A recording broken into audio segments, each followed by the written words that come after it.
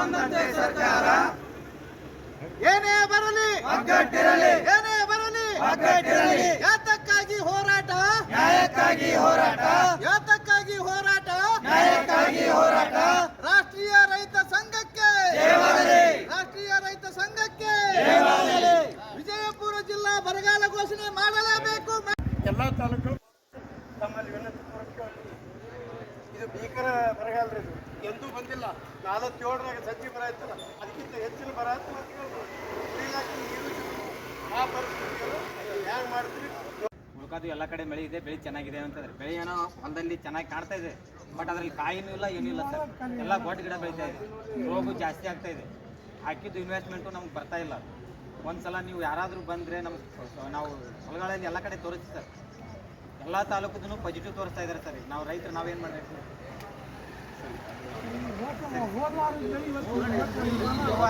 ಎಲ್ಲ ಪದಾಧಿಕಾರಿಗಳು ಬಂದು ಇವತ್ತು ಜಿಲ್ಲಾಧಿಕಾರಿಗೆ ಒಂದು ಮನವಿಯನ್ನು ಸಲ್ಲಿಸಿದ್ದೀವಿ. ಅಕಸ್ಮಾತ್ವಾಗಿ ಮುಂದಿನ ದಿನಮಾನಗಳಲ್ಲಿ ಬರಗಾಲ ಅಂತ ಘೋಷಣೆ ಆಗದಿದ್ದ ಪಕ್ಷದಲ್ಲಿ ನಾವಿಲ್ಲಿ ಧರಣಿ ಕೂತು ಉಗ್ರವಾದ ಹೋರಾಟಕ್ಕೂ ಕೂಡ ನಾವು ತಯಾರಿಯಲ್ಲಿದ್ದೇವೆ.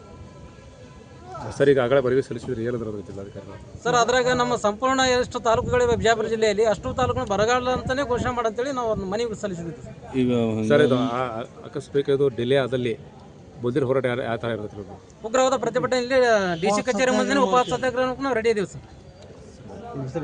ಹನುಮಂತ ತೋಟ ಅಂತೇಳಿ ರಾಷ್ಟ್ರೀಯ ರೈತ ಸಂಘದ ಜಿಲ್ಲಾ ಯುವ ಮೋರ್ಚಾ ಅಧ್ಯಕ್ಷ. ವಿಜಯಪುರ ಜಿಲ್ಲೆಯಲ್ಲಿ ಸಾಕಷ್ಟು ಮಳೆಯಾಗಿದೆ, ಕೆಲವೊಂದು ಕಡೆ ಮಳೆಯಾಗಿಲ್ಲ ಅಂತೇಳಿ ಅಧಿಕಾರಿಗಳು ಸರ್ಕಾರಕ್ಕೆ ತಪ್ಪು ಮಾಹಿತಿ ಸಲ್ಲಿಸಿದ್ದು.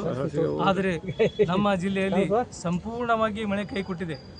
ಈಗ ಜೂನ್, ಜುಲೈ, ಆಗಸ್ಟ್ ತಿಂಗಳಾದರೂ ಕೂಡ ಮಳೆ ಸರಿಯಾಗಿ ಬರ್ತಾ ಇಲ್ಲ. ಕೆಲವು ಜನ ರೈತರು ಒಂದು ಸ್ವಲ್ಪ ಮಳೆ ಆದ ಕೂಡಲೇ ಬಿತ್ತ್ಯಾರ. ಆ ಬಿತ್ತಿದ ಬೆಳೆನೇ ಕೂಡ ಈಗ ಒಣಗ್ಲಕತ್ತದ. ಬೆಳೆ ವಿಮೆ ಕಂಪನಿಯವರು ರೈತರೆಲ್ಲ ವಿಮೆ ತುಂಬ್ಯಾರ. ಆದ್ರೆ ವಿಮೆ ತುಂಬಿದ್ರು ಯಾರ್ದೋ ಒಂದು ಹೊಲ ಕೂತು GPS ಮಾಡಿಕೊಂಡು ವಿಮೆ ಕಂಪನಿಯವರು ರೈತರಿಗೆ ಮೋಸ ಮಾಡುವಂಥ ಕೆಲಸ ಹಲವಾರು ವರ್ಷಗಳಿಂದ ನಡೀತಾ ಇದೆ. ಇದನ್ನು ನಿಲ್ಲಿಸಬೇಕು, ರೈತರಿಗೆ ನ್ಯಾಯ ಕೊಡಬೇಕು.